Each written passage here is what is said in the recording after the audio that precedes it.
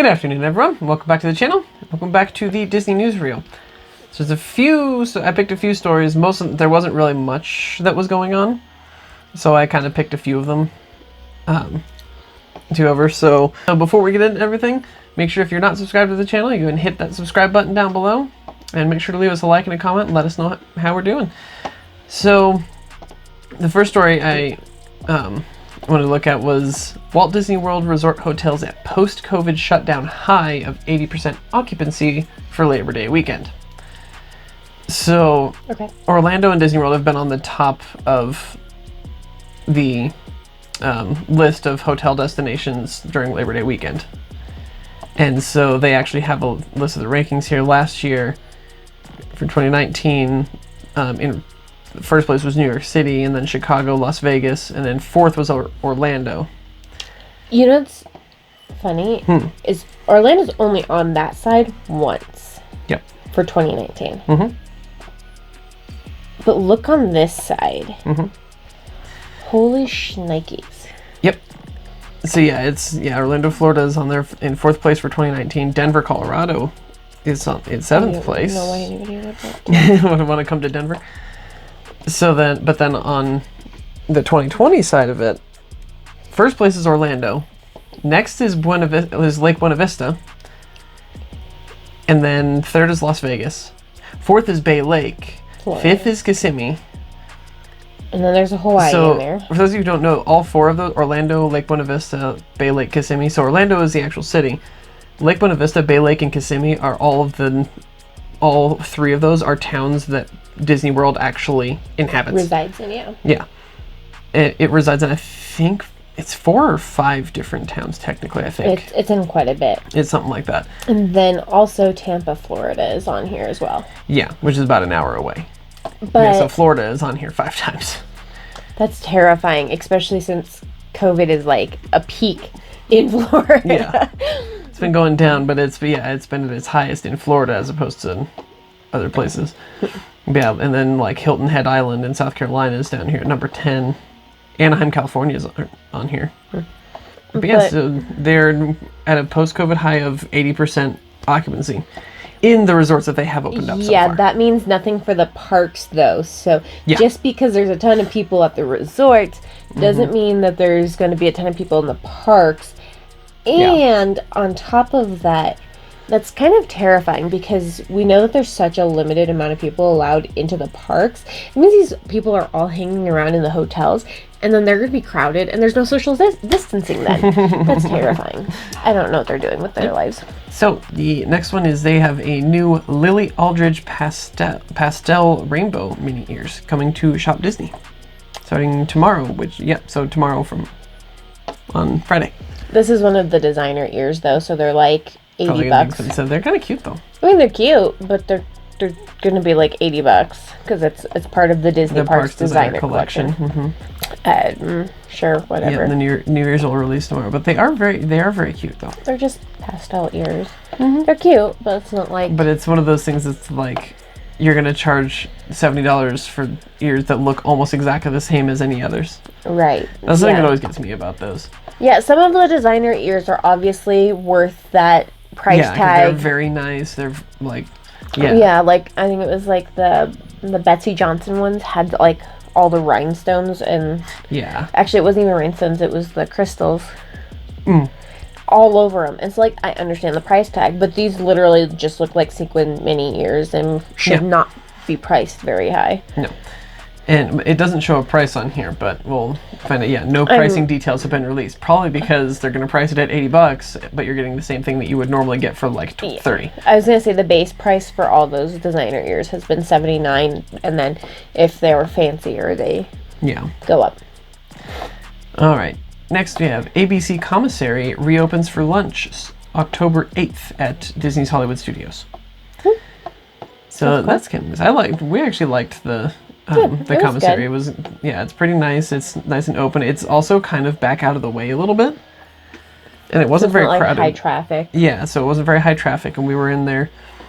Like, there wasn't very many people in there. No, it was pretty quiet. We were able to just sit and enjoy our food and stuff. Yeah.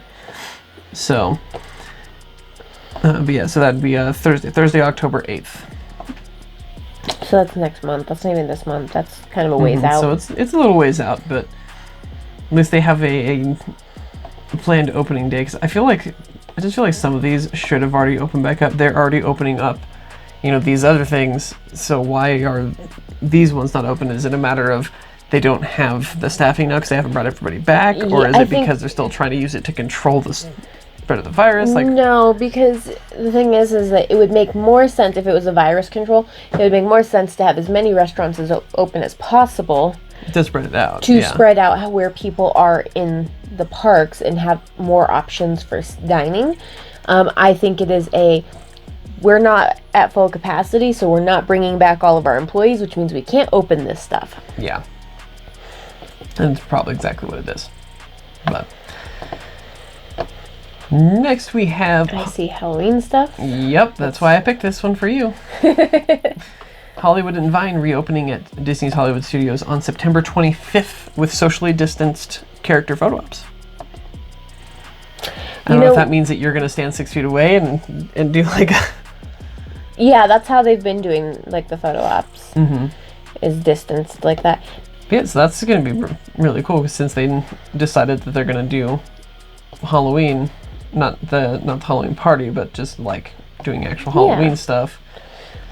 And that's a really cute costume. That's for the Minnie's Halloween Bash in California. So yes, I don't know that she'd be wearing that. That's a really cute picture. It is very cute. It's Minnie in her witch outfit with her cape all spread out behind her. It's really cute. So, but that'll be kind of nice. So, next one.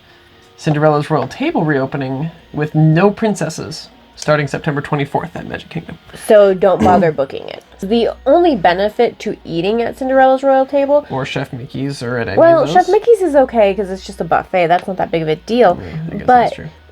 Cinderella's Royal Table in particular has the only benefit of being able to see all the princesses. Right. Because it's basically in a basement. Yep. So you have like no light. It's kind of anticlimactic, honestly. The only benefit would be seeing the princesses. Like, look at this. Like, look how anticlimactic that is. Yeah, and it is really dark because it's all... there's no natural lighting. It's not in a basement. There's windows, but it's practically in a basement. Yeah. It's not worth it if you are not going to be able to see the princesses. Yeah. I wouldn't book it. No. But wouldn't be worth it to me. And the food offering isn't anything like out of this world spectacular. There's nothing particularly unique about eating there. No, there's not. So you might as well just pick someplace else. Exactly. So, all right, last but not least, celebrities and fans asking Disney parks to build Black Panther Wakanda area at Disneyland and Walt Disney World. So, and this came about right after the passing, or caused by the passing of Chadwick Boseman just a couple of days ago. And so there's a lot of a lot of celebrities and fans that are trying to get Disney to build a Wakanda land in honor of Black Panther and in honor of Chadwick Boseman. Okay. I get it. But at the same time, what would they put in it? Because when you're building a land, you have to think about more than just, this is a theme for it. You have to think about what attractions will fit into it, what kind of food you can serve there to theme to it. Yeah. And I don't feel like the land of Wakanda has enough to build a full functioning land. No, it really doesn't. I don't know that it would be... I think instead they should carve out a little bit of the Avengers campus area that they're putting in Disneyland, California. I think they should carve out a little bit of that and make like a little Wakanda section. Yeah, it would be cool to have... I think that would be better. Like, kind of maybe like just like a walkthrough experience. Where like you can see like the computery stuff, because that was really honestly the cool part of Wakanda. Was the technology, yeah. So like if they could do something kind of cool like that in just a small section of the Marvel campus, yeah, that would be fine. I don't think that building a whole An entire land Mm-hmm. really makes Especially sense. then, like, I can see them building an entire land in Disney World, but in Disneyland, California, they're already finishing up with the Avengers Campus. Yeah, and they're pretty much maxed on space. Yeah, that too. Disneyland doesn't have a lot of space to grow. No, it is crushed in there in Anaheim.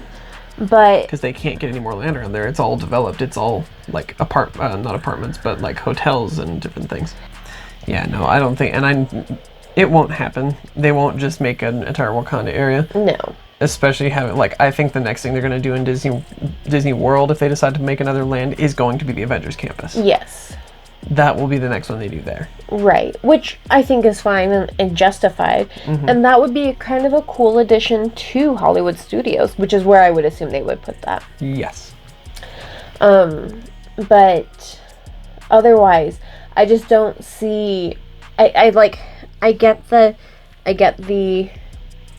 want for it. I get that they want a tribute to Chadwick Boseman, mm-hmm. but I just don't think this is the way to go. Yeah. No, there's better things that they could do. It just doesn't fit with anything else that Disney has going on. It wouldn't make sense. I think it just needs to be part of the Avengers Campus. Yeah. Yeah, I really like Whoopi Goldberg's statement here on Twitter. She said, "Dear people in charge of building new experiences, Disneyland and Disney World, we don't really need another Frozen Land, but what we could use is Wakanda." Frozen Land? What is she talking about? In Paris, they have a full Frozen Land. Yeah, that's it. Nowhere else, none of the other parks have a Frozen Land. No. I don't know why she said, we don't need another Frozen Land. It's like... 90%, like, most people, Disney people who aren't like diehard Disney parks people aren't going to know what you're talking about. Yeah, no. I think that people who are maybe not as informed on Disney park stuff would call Norway a Frozen Land. Yeah, because there's the Frozen ride there. Yeah, which is really literally it. As far as Frozen goes. Yeah, that and the meet and greet. That's it. Right, but that's still not a land. Anyway, that's it for this week. So hopefully we have some more interesting stuff to talk about next week. Hopefully. Yeah, hopefully. But, so thank you all for joining us this week. And until next week, don't forget to thank the Phoenicians.